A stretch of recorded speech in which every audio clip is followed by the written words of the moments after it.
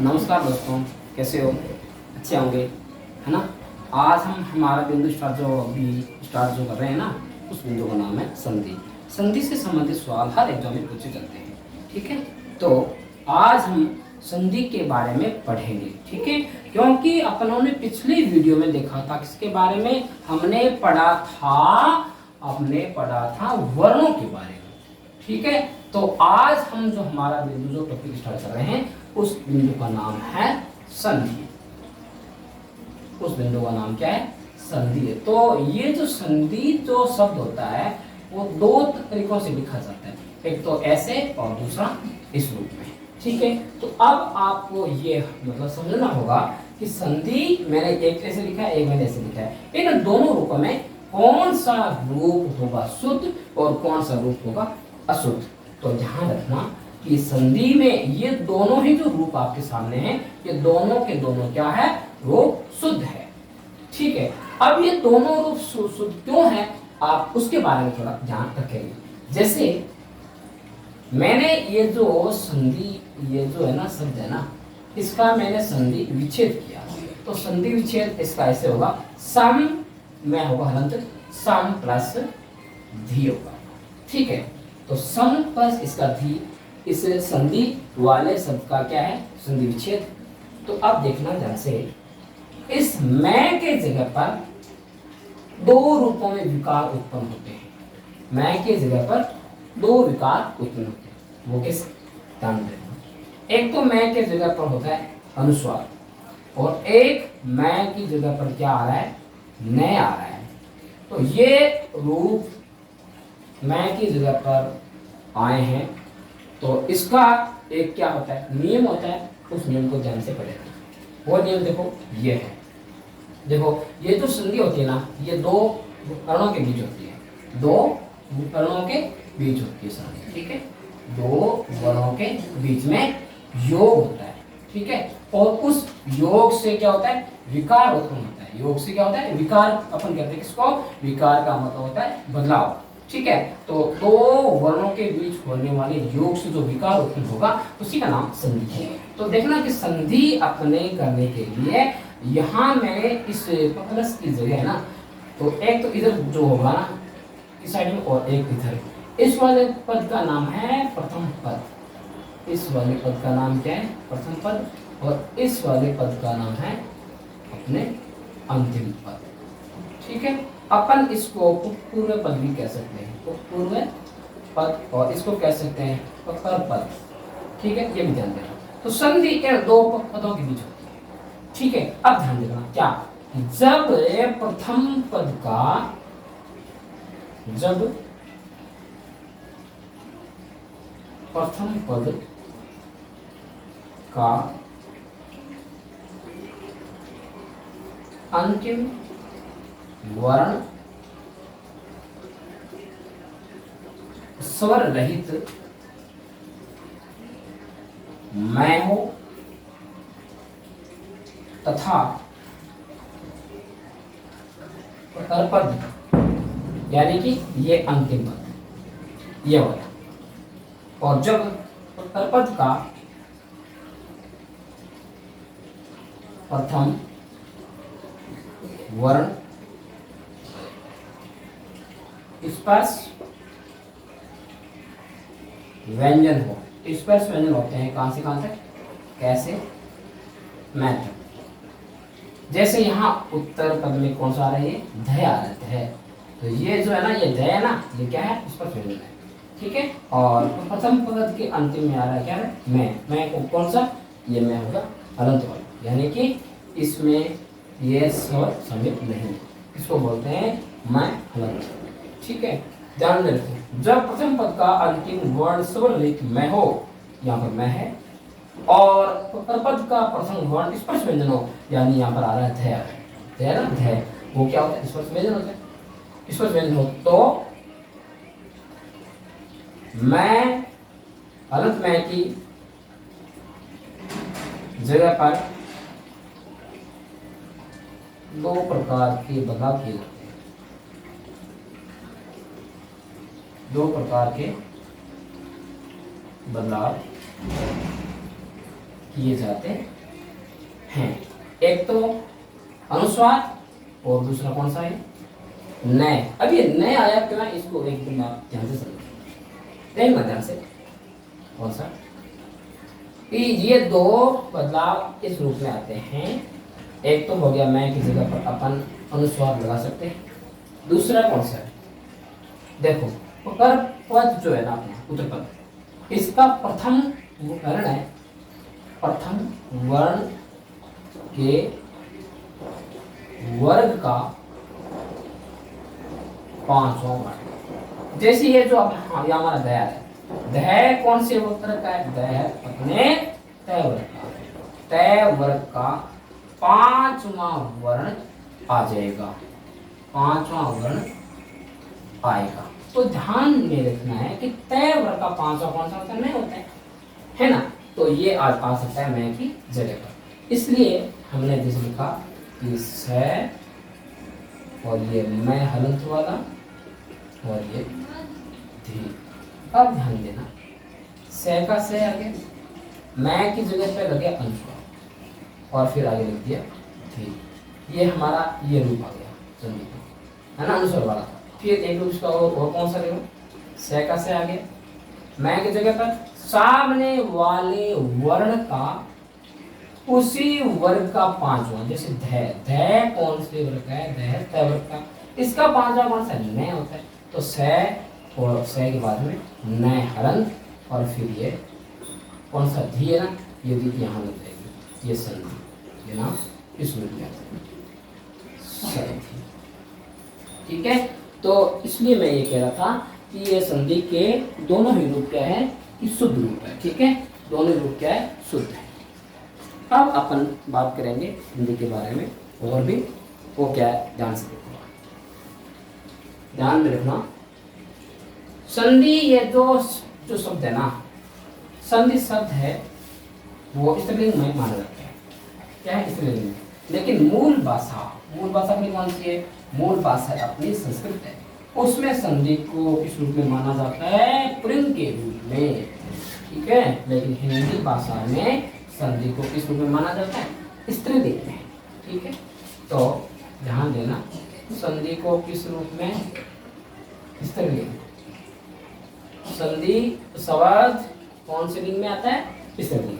हिंदी में बात हो रही है, लेकिन मूल भाषा में संधि शब्द किसमें मतलब आता है पुल्लिंग में।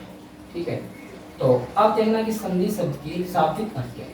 संधि शब्द का शाब्दिक अर्थ है मेल या जोड़ या योग, ये होता है। ठीक है, तो ध्यान देना, संधि की परिभाषा क्या है। तो ये जो संधि है ना, ये दो वर्णों के बीच होती है, दो वर्णों के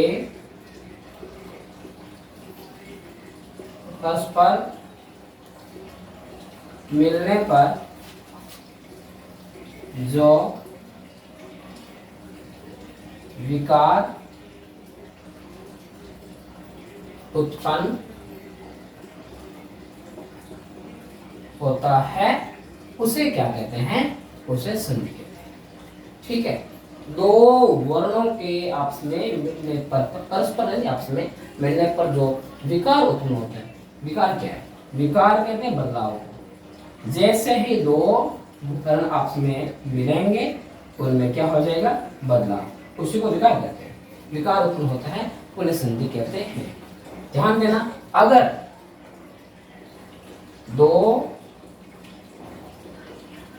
वर्णों के परस्पर मिलने पर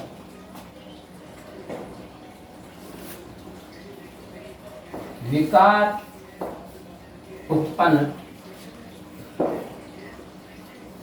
नहीं होता तो उसे क्या कहते हैं। जब विकार उत्पन्न होता है तो मतलब के संधि है। अगर विकार उत्पन्न नहीं होता ना तो संधि नहीं है, वहां क्या होता है, वहां पे होता है संयोग होता है, और नहीं होता संयोग कहलाता है। अब आप इसको एग्जाम्पल से समझो ध्यान से। एग्जाम्पल से आप समझोगे, आपको समझ में आ जाएगा। जैसे मैंने लिखा कि सूर्य और प्लस उदय, तो इसकी संधि क्या हो गई? सूर्योदय। इसकी संधि क्या हो गई? सूर्योदय। देखो यहाँ ए और ओ मिलके ओ बन गया, यानी कि इसमें विकार उत्पन्न हो गया। जिसमें विकार उत्पन्न हो गया वो तो क्या है? संधि है। अब जिसमें विकार उत्पन्न नहीं होता, मतलब दो वर्ण तो आपस में मतलब कि मिलते हैं, लेकिन उसमें विकार उत्पन्न नहीं होगा, तो वो क्या होता है? स्वयं होता है। जैसे देखो, ध्यान से देखो, आपको आ जाए। जैसे राग माला। अब देखो यहाँ दो वर्णों का मिलाप तो हो रहा है, लेकिन आप देखो इसमें विकार उत्पन्न हुआ है क्या? रागमाला, रागमाला, कोई विकार उत्पन्न नहीं हुआ।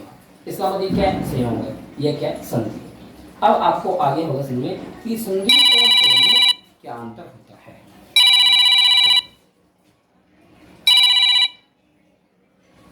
अब आप देखना ध्यान से, क्या कि दो वर्णों के परस्पर मिलने पर जो विकार उत्पन्न होता है उसे तो संधि कहते हैं। जब विकार उत्पन्न नहीं होता वहां पर संयोग होता है। ठीक है, तो अब आपको ये ध्यान रखना है कि वर्ण जो होते हैं ना, वो हमने पढ़ रखा है, दो प्रकार के होते हैं, है ना। एक होता है अपना कौन सा? स्वर, और दूसरा कौन सा होता है? व्यंजन। ठीक है, तो देखो ये लिखा मैंने, वर्ण जो है वो दो प्रकार के होते हैं। पहला कौन सा? स्वर। दूसरा कौन सा? व्यंजन। इनमें इनके योग से, इनके योग से जो विकार उत्पन्न होगा उन्हीं का नाम क्या है? क्या उनका नाम? संधि है। ठीक है, तो ध्यान देना कि ये वर्ण आपस में किस रूप में मिलते हैं। तो आप ध्यान देना, हिंदी में स्वरों की संख्या होती है 11, व्यंजनों की संख्या होती है 33, है ना। तो ध्यान में रखो कि जब स्वर का संबंध होता है स्वर से, स्वर किसके साथ में जुड़ेगा? व्यंजन के साथ में। व्यंजन किसके साथ में जुड़ेगा? वो जुड़ेगा स्वर के साथ में। और व्यंजन व्यंजन के साथ में भी जुड़ सकता है। विसर्ग स्वर के साथ में जुड़ सकता है, और विसर्ग व्यंजन के साथ में भी जुड़ सकता है। तो ध्यान देना, जब कोई स्वर किसी स्वर से योग कर रहा है तो वहां कौन सी संधि होगी? स्वर संधि। वहां कौन सी संधि हो जाएगी? स्वर संधि। जब कोई स्वर व्यंजन से योग कर रहा है, जब कोई व्यंजन स्वर से योग कर रहा है, जब कोई व्यंजन व्यंजन से योग कर रहा है, तो वहां पर संधि कौन सी हो जाएगी? व्यंजन संधि। ठीक है, वहां कौन सी संधि हो जाएगी? व्यंजन संधि। और जब कोई विसर्ग स्वर से योग कर रहा है या विसर्ग व्यंजन से योग कर रहा है, तो वहां कौन सी संधि हो जाएगी? विसर्ग संधि। ठीक है ना। तो यहाँ वर्णों का योग जो हो रहा है ना, वो हो रहा है 6 मतलब प्रकार से, 6 प्रकार से हो रहा है वर्णों का योग। कैसे कि स्वर का स्वर के साथ में, स्वर का व्यंजन के साथ में, व्यंजन का स्वर के साथ में, व्यंजन का व्यंजन के साथ में, विसर्ग का स्वर के साथ में, और विसर्ग का व्यंजन के साथ में। यहाँ 6 प्रकार से वर्णों का योग हो रहा है। इनमें इन योग से क्या है? हमारे पास में संधि के रूप कितने आ जाते हैं? 3 रूप। यानी संधि के प्रकार होते कितने? 3 प्रकार होते हैं। संधि के प्रकार, संधि के कितने प्रकार होते हैं? 3। और वर्णों का योग कितने प्रकार से हो रहा है? वर्णों के योग जो है ना, वो हो रहा था 6 प्रकार से। देखो ध्यान से, नंबर 1, 2, 3, 4, 5 और 6। अब आपके ध्यान में एक चीज आई होगी, यहाँ लिखा मैंने कि स्वर स्वर, व्यंजन व्यंजन, विसर्ग विसर्ग। देखो याद रखना बहुत आसान है, 2 बार स्वर 2 बार व्यंजन 2 बार विसर्ग, 1 बार स्वर 1 बार व्यंजन 1 बार स्वर 1 बार व्यंजन 1 बार स्वर 1 बार व्यंजन। याद रखने में बहुत आसान है, ठीक है। तो जब स्वर का संबंध होता है स्वर से तो कौन सी संधि बनेगी? स्वर संधि। मतलब क्या इसका? जब जैसे ये पद है, बीच में आ गया योग का निशान, ये भी क्या पद है, ये अपन मानते हैं, इसको मानते हैं प्रथम पद। इसको क्या मान लेते हैं? इसको मानते हैं प्रथम पद, और इसको मान लेते हैं अपन उत्तर पद मान लेते हैं, ठीक है। इसको अपन उत्तर पद मान लेते हैं, इस वाले पद को क्या मान लेते हैं? उत्तर पद। आप ध्यान देना कि प्रथम पद के अंतिम वर्ण में और उत्तर पद के प्रथम वर्ण में योग होता है, और इस योग से जो विकार उत्पन्न होता है इसी का नाम संधि है। तो जब प्रथम पद का अंतिम वर्ण स्वर हो, एनीवन मतलब कोई भी, और जब उत्तर पद के प्रथम वर्ण में कोई भी क्या हो? स्वर हो, तो कौन सी संधि होती है? स्वर संधि होती है। दोनों साइडों में, मतलब पल्स के दोनों तरफ अगर स्वर होगा तो संधि स्वर संधि होगी। अगर इधर हो जाएगा स्वर, इधर होगा व्यंजन, तो संधि कौन सी हो जाएगी? व्यंजन। या इधर होगा व्यंजन, यहाँ होगा स्वर, तो भी कौन सी? व्यंजन। जब दोनों साइडों में आ जाएगा व्यंजन व्यंजन, तो भी कौन संधि हो जाएगी? व्यंजन संधि हो जाएगी। या फिर यहाँ आ जाएगा आपके विसर्ग, या आ जाएगा, या तो आ जाएगा स्वर, या आ जाए व्यंजन, मतलब इनमें से कोई भी आ जाए तो कौन सी संधि हो जाएगी? विसर्ग संधि। ये एक बात हमेशा ध्यान रखना, उत्तर पद के प्रथम वर्ण के रूप में कभी भी विसर्ग नहीं लगता है, ये बात हमेशा ध्यान देना। तो मैं यहाँ पे एक नोट लगा के बात लिखा हूँ, ध्यान देना। क्या? उत्तर पद के प्रथम वर्ण में कभी भी विसर्ग नहीं आता, ये हमेशा ध्यान देना कि जो संधि का जो उत्तर पद होता है ना, उसके प्रथम वर्ण के रूप में कभी भी विसर्ग नहीं आता है, ये ध्यान रखना, ठीक है। तो यहाँ तक आपको आ गया होगा समझ में कि संधि के जो प्रकार है वो कितने? 3 है। एक तो हो गया अपना कौन सा संधि की, एक हो गया स्वर संधि, दूसरा व्यंजन संधि, और तीसरा विसर्ग संधि, ठीक है। और अब आप ये देखोगे कि संधि, ये जो शब्द है ना, इसका विलोम शब्द क्या होता है पता है? संधि शब्द का विलोम शब्द सभी के मान में एक ही स्वर आएगा, एक ही उत्तर आएगा, कौन सा? इस संधि का विलोम होता है विच्छेद, है ना। लेकिन नहीं, ऐसा नहीं है, संधि का विलोम विच्छेद नहीं है। तो क्या है? संधि का विलोम शब्द क्या होता है? विग्रह होता है, विग्रह। ध्यान देना, जब ऑप्शन में दोनों आ जाए, कि विग्रह आ जाए विच्छेद आ जाए, तो आप हमेशा ध्यान रखना कि वरीयता है ना विग्रह को देंगे। अगर विग्रह नहीं आए तो अपन संधि का विलोम विच्छेद मान सकते हैं, ठीक है।